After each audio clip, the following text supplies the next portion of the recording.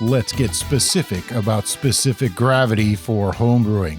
Today on the Ferment Station Podcast. I'm Brian. I'm Derica. And let's get specific. So we're going to start off with what is specific gravity? Because there's a lot of interpretation on this, and I actually looked it up just to make sure that we weren't making a mistake. And I'm going to read it word for word. It is a measurement of the density of a liquid relative to pure water. Now, let me explain what that actually entails. That's why the numbers are usually 1 point something, because water is 1.000. So if you add something more dense than water relative to water, it would be higher than 1. And if you had something that was less dense than water, it'd be like 0.99 something or below 1. And that's an important thing to understand because alcohol is much lower specific gravity than water. But once you start adding sugars to things, it becomes higher than water. So it's that mix that we're measuring. But I'm getting ahead of myself. So something that we actually didn't add to our notes that I think is worth mentioning is the measurement, the 1.0 whatever. Right. You need four digits. Always 4 digits. Doesn't matter if it's a 0 because it's very, very important. We actually did a video on this once before, and I'm going to go on a rant. I'm glad you brought this up. This is something that we go through with our VIP a lot, and we in the comments.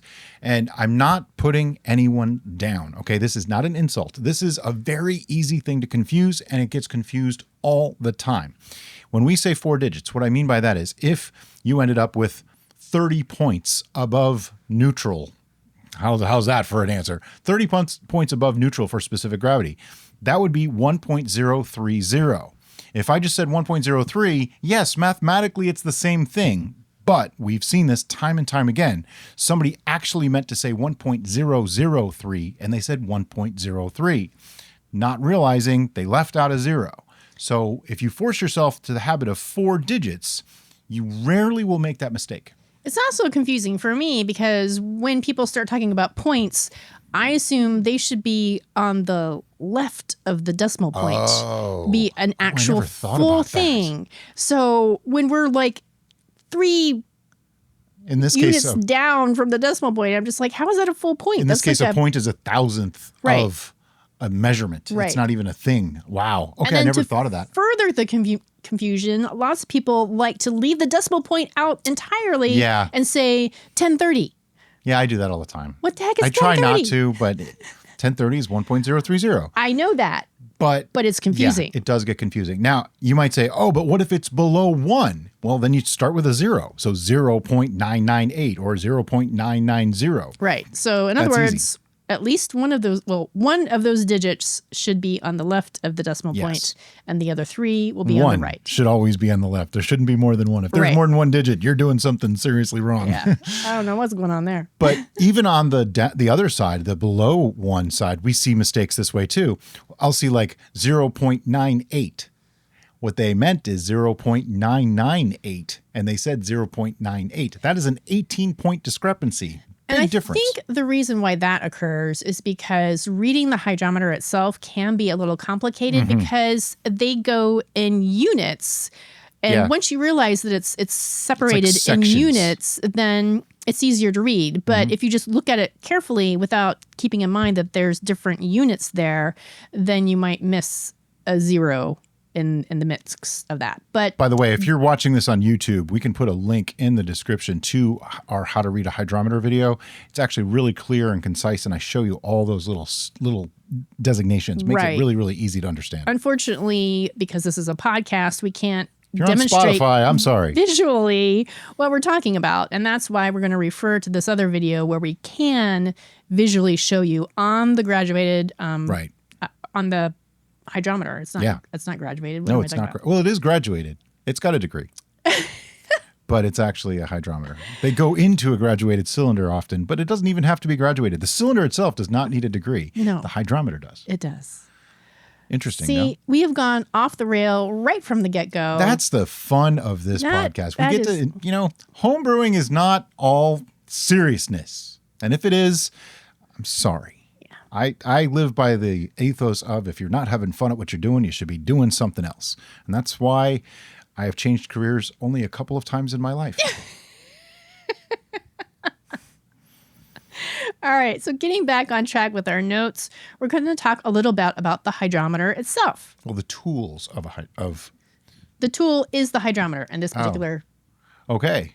I'm the one that helped with these notes, and even I don't know them. Go for it. All right. So when you're working with the hydrometer, they're calibrated for a specific temperature range. Right. And so ideally, and I'm stressing that word for reasons, you want to take the reading of whatever liquid you're reading at the same temperature as what your hydrometer is calibrated for. Right. That, however, is kind of impractical, honestly, because you're going to have to adjust temperature of your brew. And in the midst of home brewing, if you're not brewing at the temperature that your hydrometer is calculated for, then we don't. Yeah. And I wouldn't suggest to other people to adjust the temperature of the brew to match the hydrometer. So instead, the way we do it is this. That was my cue to take. Okay. Yeah. All right. We're doing the handoff thing here. There's really no script. We just kind of go stream of consciousness and hope that our instincts take over. First off, let me talk about the hydrometer itself. That is our preferred method. And I believe in consistency. If you do it the same way every time, that makes you more accurate. If you use a different tool every time, it makes you more apt to have discrepancies between them. And we're going to talk a little bit more about the other tools. Right. I just wanted to explain why we're talking about a hydrometer specifically right now, because that's our preference for doing this.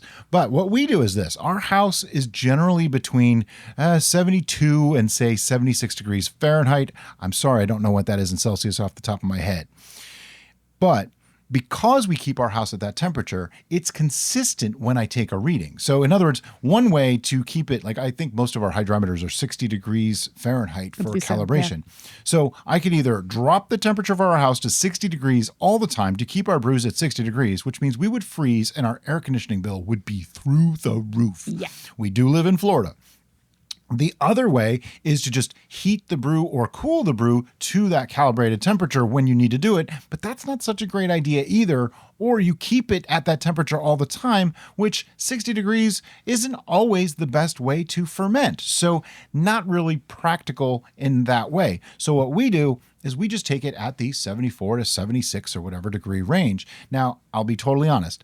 The difference in 74 versus 78 degrees is almost zero. There's almost no difference. We'll talk about that in a little bit though. But I don't even adjust the calibration because the specific gravity isn't as crucial as the relative change. What I mean by that is if my original gravity is say 1.100 and then I check my final gravity at 1.000, even if, because I'm taking it at a higher temperature, those numbers are off by 4 points or 6 points, they're probably both going to be off by 4 to 6 points, making the relative change still 0.100, giving me the same numbers. Plus, it also works the same as far as finishing gravities and things like that, which we're going to talk about in a little bit. But it's all relative change that way. And that's why I don't worry about exact, because homebrewing is not exact anyway.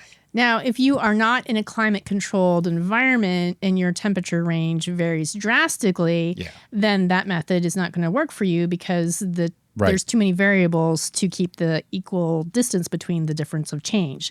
So there's online calculators that can help with that. Now, I prefer to keep the temperature constant and be as similar as you can between readings, but if that's just not a possibility, like I know some people that they started in their house and then they have to move it to their garage and it might be summer, it might be winter, it might be 10 degrees sway, night and day could be totally different, and that's totally fine. It's not really the best for your brews, but if that's what you got, that's what you got, and it's okay.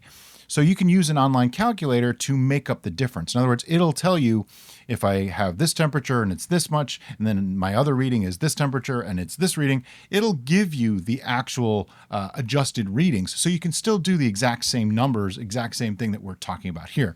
So in that case, each time you take a specific gravity reading, you also need to take a temperature reading. Right. So that way you can put those two numbers into the calculator to make adjustments. One thing I'd like to point out is if you do have to do that, just remember you are adding another element that could be carrying some sort of a wild yeast or a bacteria into your brew by taking a temperature, because you can't just, hit it with the laser gun. You have to actually take its temperature inside. So you want to make sure that you sanitize that thermometer probe.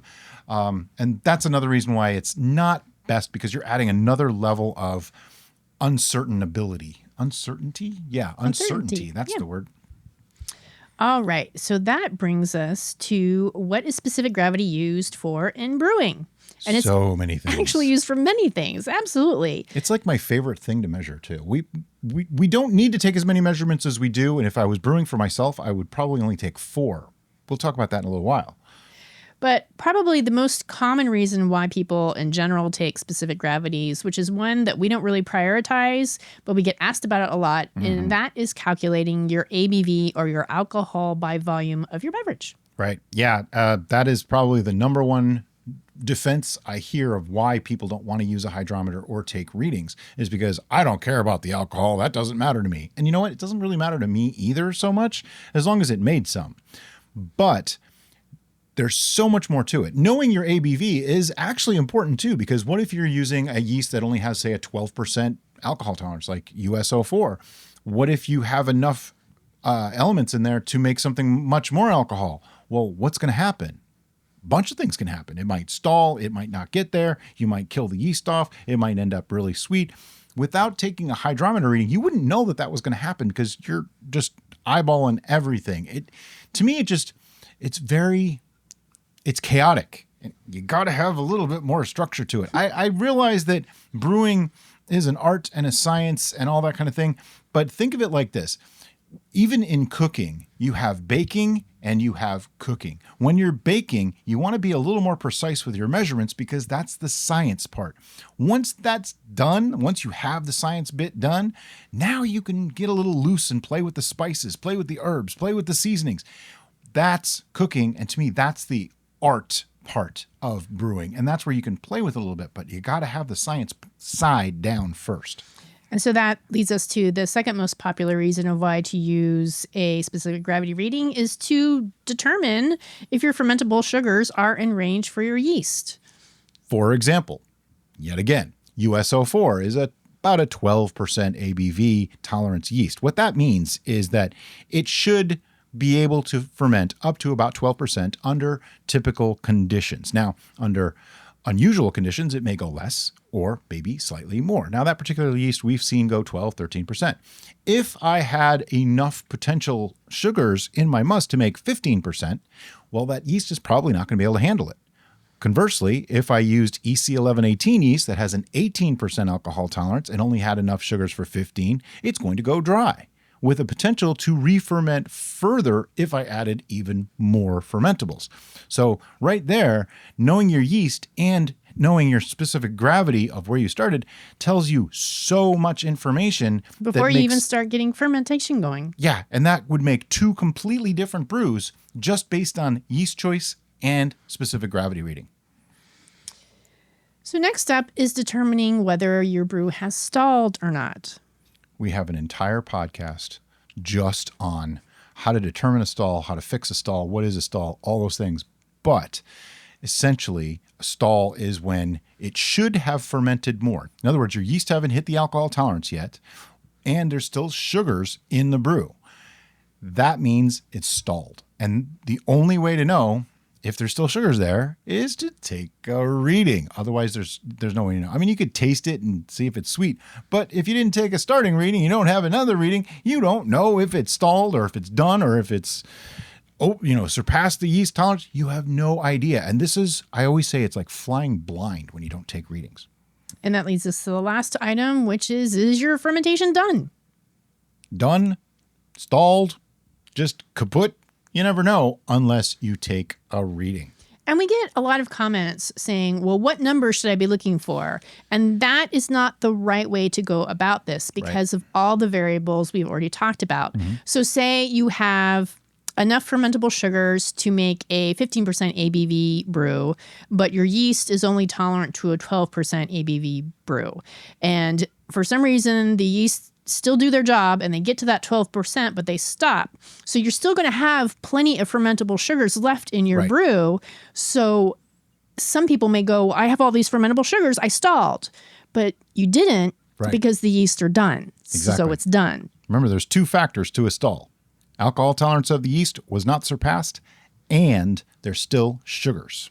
Conversely, if you have a much higher ABV tolerant yeast and you only put a minimal amount of fermentable sugars, you should go completely dry and determine that it's done. It is done unless you add anything afterwards that has fermentable sugars in it, because that yeast can still ferment more and it will continue. So you're kind of not done. Let's talk about dry. What does dry mean? Generally speaking, the accepted term for dry is 1.000 or lower. Now, many people would define dry as all the sugars got fermented out, which is mostly true. It's not completely gone because ethanol itself is a much lower specific gravity than water. It's like 0.790. So when you have any combination of water and alcohol, it's probably going to be below 1.000. But how far is the real thing? So there's probably still a few points of sugars left, even when we consider things dry. Now, that's okay, because if the yeast have hit their tolerance or they fermented to a stabilized point, there could be many factors as to why they're not going any further with the fermentation, but they're still done. And that's when we talk about a stall versus being done. So now we're going to go on to talk about those other tools besides the hydrometer and what other ways we can measure specific gravity. Hydrometer is the most obvious. It's our favorite. It's probably it's close to the cheapest. It's convenient. It's reliable, as long as you don't let them roll off your table. Because then they become hydrometers. Yes, we call them hydrometers for a reason. And whenever someone's getting into brewing, I always recommend they buy 3. 1 to use, 1 to lose, and 1 to break. We are currently down to 1, I think. We need to get some. We're in the danger zone. Next up is the refractometer. Now, a refractometer is actually really useful too. They're great. A lot of like wineries will use them to measure the sugar content of their grapes in the field. And it's a simple optical setup. They're pretty easy to calibrate, and they work fantastically well for taking a very small sample and knowing the sugar content of the thing. Some of them measure in bricks, which means you need to do a conversion to specific gravity. Others actually work in specific gravity. But there's a huge caveat when you're using a refractometer, and that is that they're completely inaccurate once there's alcohol present. So they're great for an original gravity, but after that, you have to use a calculator. There's a few online, we can link some of them, to be able to convert that into a usable number. Otherwise, you're going to get some really weird numbers that you're going to be like, how did I make negative 23% alcohol? That's just not possible. But yeah, you'll see weird stuff. Didn't we also see a discrepancy whether it was a clear beverage or a cloudy beverage? Yeah, they can sometimes have issues with a really, really dark beverage. So this is why hydrometer, it's simple. Now, hydrometers are not without their perks too, and their flaws. Basically, if you have something that's really, really thick, like if you have a lot of pulp in your liquid, that's going to throw off your reading too. Sometimes if it's extra gassy, like it has a carbonation can do it. Yep. So nothing is perfect. And this is why I always say homebrew is never exact. It's always an approximation. So if you can get in the ballpark, that's what you need. I know a lot of people that prefer to use a refractometer, and they use it all the time and they love it. They can't understand why I use a hydrometer. And that's totally fine. Whatever you're used to is what you should use. I have used both. For a while, I used a refractometer. I just found that the hydrometer was actually easier overall. Next is electronic devices. And there's a few. There's like the Tilt. That's a 24/7 electronic hydrometer. There's a few other devices on the market. These are fine. They're very expensive normally. Even the Tilt is over $100. I'm not sure exactly. Now, if you need that kind of reliability, that might be a way to go. We've tried them and didn't find them to be any more reliable or consistent or accurate than a regular old hydrometer. That's why you don't see us using them. We did for a little while and stopped. But also on the Tilt, my understanding of it is it's a little too big for most of the narrow-mouth 1-gallon fermenters, and many people have said that it's not super accurate. Now, I don't know that for a fact, so I don't want to go trashing it or anything like that. But the one thing I will say is I do not need monitoring of 24/7 on my brews. There are some things that I do monitor, like we have outdoor cameras and things like that, but I don't need to know what my specific gravity on my brew is 24/7, unless there's a specific reason to do that. Like for testing purposes and things, for us, it might make sense, but we've not had a real need for it yet. And I see people do that and they get a little crazy, because here's the thing. If your brew goes all the way down to dry or wherever the target and gravity should be, you don't have to jump on it right away. You can leave it there for days, weeks, months even before you touch it. So having that up to the second or even minute or hour notification that it's done really isn't all that helpful. It just doesn't seem to be something to really concern myself with. That's my opinion. The biggest use I can see for something like that you're having constant monitoring on is if you're really interested in doing staggered nutrient additions. Yes. Because each nutrient addition comes at a specific point in the fermentation process. And Absolutely. So being able to have that information readily available to you would ease in knowing when to do the next nutrient addition. Right. And since we don't generally do staggered nutrient additions, it's not ever been something that we really concerned ourselves with. Now, I know some people that swear by them and they love doing it that way and they use the electronic hydrometers for that purpose. And hey, you know what? There's more than one way to make a brew. And they're all good unless it's bad, which, you know who you are. Speaking of slightly questionable choices, the last way to measure is estimation via ingredients and volumes. Now, we do this from time to time because sometimes there's no other way. Like if we're using a whole fruit, there's really no other way to know exactly what we're going to get. You can't take a hydrometer reading of a peach. It just doesn't work. Now, you could juice it and get the juice, but what if you wanted the whole fruit? You want it to sit on that whole fruit, have all the tannins extract and things like that. You can't get it. So what we do is we go to, there's various apps. I use Hydrometer, which is actually a food app, and it can tell me based on how many ounces or grams or whatever of a specific food, how much sugar is in it. So let's just say like we had a certain amount of fruit, whatever the poundage is or weight or whatever you have. And Hydrometer can tell you how many grams or ounces or whatever of sugar you have in there. And then you just compare that to a pound. So if you have like 1/10 of a pound, you know that you take your 0.046, which is the specific gravity of a pound of sugar in a gallon of must, and you divide that by 10 for 1/10 or 1/4 or whatever you happen to have. So in our case, if we had like 1/10, it would be 4.6 points of gravity. Yeah. That's right. So you not only 0.0046. You not only need to know your volume of your fruit or whatever element you're adding and its sugar percentage of that volume, but also the volume that you're fermenting in, because all of those different calculations are going to come into figuring out your final ABV of that, or your final specific gravity of that particular combination. Right. Because a pound of sugar in 1 gallon is a different specific gravity than a pound of sugar in 2 gallons. It's actually half of what it would be in 1 gallon. But a little bit more on the estimation. The ways to find it out, you can do it through like an app like Hydrometer, but also if you're using like something from a can or a package, if you look at how many servings there are and how much sugar is per serving, multiply those two together, same thing. Now you know how many grams is in that whole package, figure that out to a pound, calculate it out, and it shouldn't be too hard to do. All right. So, can you brew without taking a specific gravity? Yes, but I wouldn't recommend it. It's kind of like, wow, flying an airplane blind without navigation or anything. Like literally blindfold yourself and wear earplugs. Well, no, you can still have your eyes, because you still have your eyes when you're brewing. That's true. Just no gauges. In the airplane, I am up. It's an extreme example. Then you're not up anymore. Yeah. It's those areas in between that are kind of important, though, aren't they? Now, I know a lot of people will take offense at what we're talking about here, and because we get it all the time. I've been brewing for 50 years, and I never take readings, and it always works out. And you know what? That may be completely true, but I will tell you, starting out, it's so much easier to have kind of a heading, a bearing, something to gauge off of to know if you're doing it right or wrong. Because here's the thing. If you start following a recipe and you're following along on this recipe and you know that it's 3 pounds of honey and it should be 1.100 original gravity to start, that's 2 points of information that are very helpful to know. And as a beginner, you may not understand the correlation, but you do have those 2 numbers. So let's say you do that, or you think you do that, and your number comes out to 1.160. You know you messed up. You know something's wrong. If you didn't take that reading and you just blindly followed a recipe and messed up somewhere, you wouldn't even know it.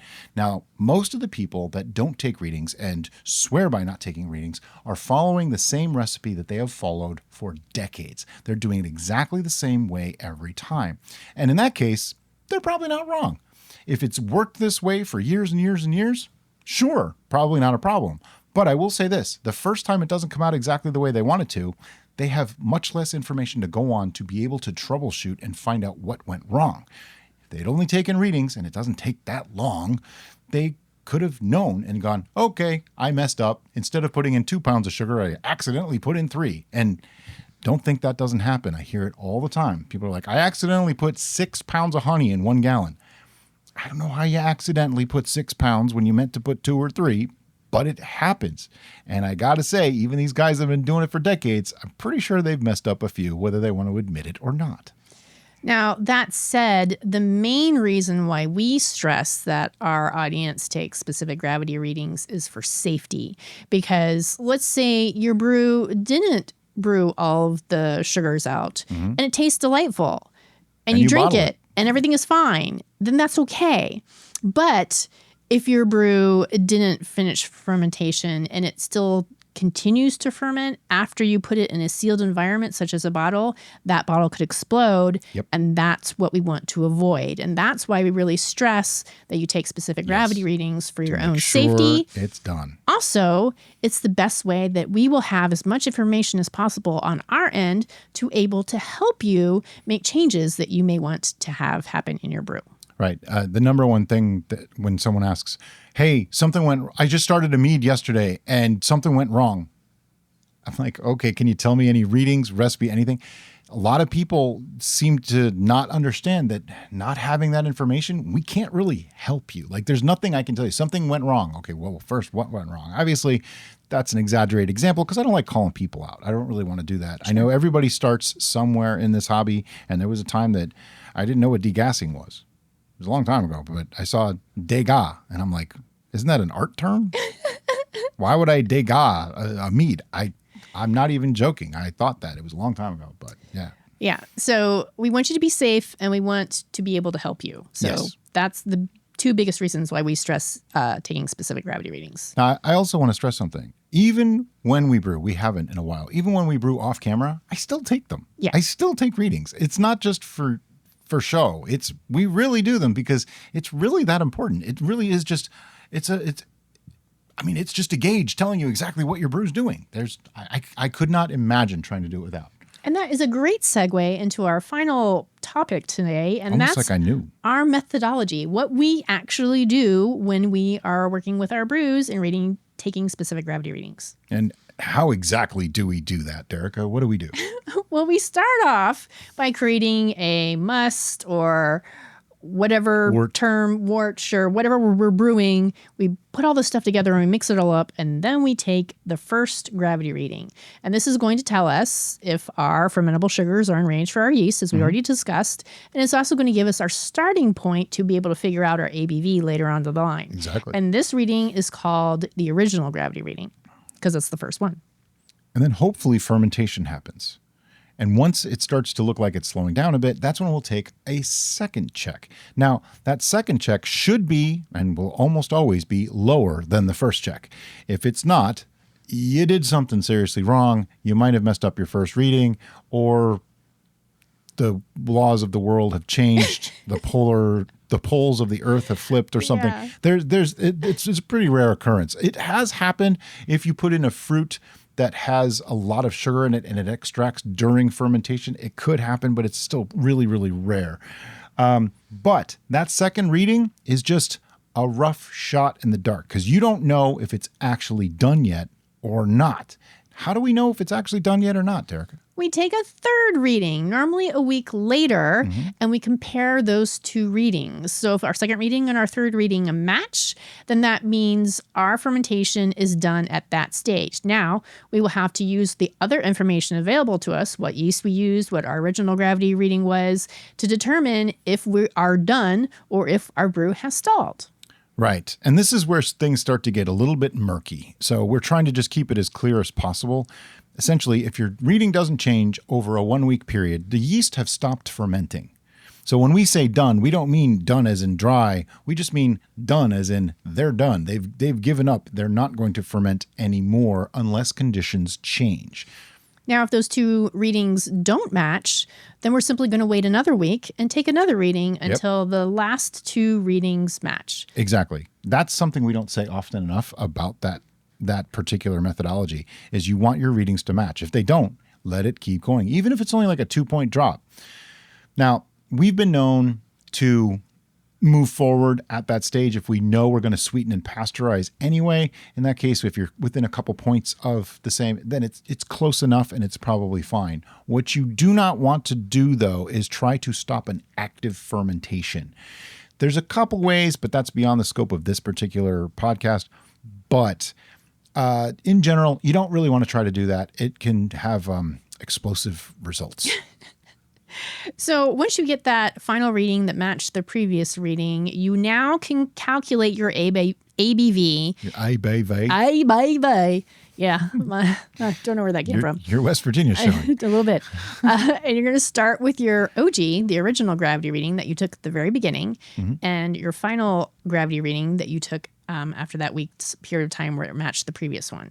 Right. And to calculate ABV is actually really simple. You take your original gravity minus your final gravity, and you get a number. You multiply that by 131.25, and you get your approximate ABV. And I say approximate because it's probably within a point of relatively accurate. And keep in mind, even in the commercial wine industry, they only need to be plus or minus 1 to 2 points. So if it says 12% on the bottle, you might actually have anywhere from 10 to 14% in that bottle. So when I see people going out to 5 digits on their ABV because they think that's accurate, I kind of laugh a little bit because I'm like, if the wine industry can't do it, what makes you think you can do it with a hydrometer at home? They have labs and all kinds of testing equipment. So don't get too crazy. We usually round down just to be on the safe side. And, like if it comes out to 13.672528, it's 13. I don't really care. It's close enough. If somebody ever told me, oh, I won't drink that because it's not 14%, it's 13%, I take the glass back and they don't get to have anymore. And that leads us to another optional specific gravity reading, and that's if you do any adjustments after fermentation is done. And this is simply to let you know the sugar range that is left in your brew. Right. We always suggest that if you're going to back sweeten or add more sugars and you don't want it to ferment anymore because you've perfected the flavor and it's perfect just the way it is, you want to stabilize it at that point in some fashion. Particularly, most specifically, if the yeast you used does have the potentiality to continue fermentation from whatever your last reading was. Let me just put another clarification on what she just said. Let's say you used a yeast that has 18% tolerance. You're at 12 or 13%. You add more sugar to it. It tastes great right now. You have to keep in the back of your mind, it's only 12 or 13% that yeast could keep fermenting. Now, conversely, if you used a 12% yeast and you're at 14% and you added more sugar to it, that point, I'd probably just let it sit under airlock for a week or two, see if it changes before I would pasteurize. I don't like to pasteurize unless I need to. Same for any stabilization method. Unless you have to, it's probably better to just not have to add more stuff to your brew or do more stuff to your brew. Regardless of whatever stabilization method or finishing method you choose to do, we strongly suggest that you let your finished brew, after you've racked it and it's all good to go, sit in a vessel for an extended period of time with airlock before you finally bottle it. It's going to do two things. It's going to prevent any accidental bottle bombs because that airlock is going to allow any pressure to release. So if you didn't degas it properly, those gases can actually escape. If for some crazy reason fermentation kicks back in, those gases can escape. And secondly, any sediment that is still left in solution will be able to settle out, giving you a final product that is more clear and sediment-free. Now, something else I want to say about that sweetening reading is the way we sweeten, and I'm going to explain why we sweeten that way and give a little bit more detail to it. The reason we take a reading at the end is because if I tell you, add a pound of honey to sweeten, to what volume? Maybe we only had 100 ounces. Maybe we had 80 ounces. Maybe we had 130 ounces. Unless those two things are taken into account, your sweetness level is going to be different than ours if you don't have the exact same volume. And I got to say, in all the years that we've been doing this, I don't think I've ever racked two things and got exactly the same amount out of them. It always comes out just a little bit different. And that's okay, but that's part of it because using specific gravity makes it volume independent.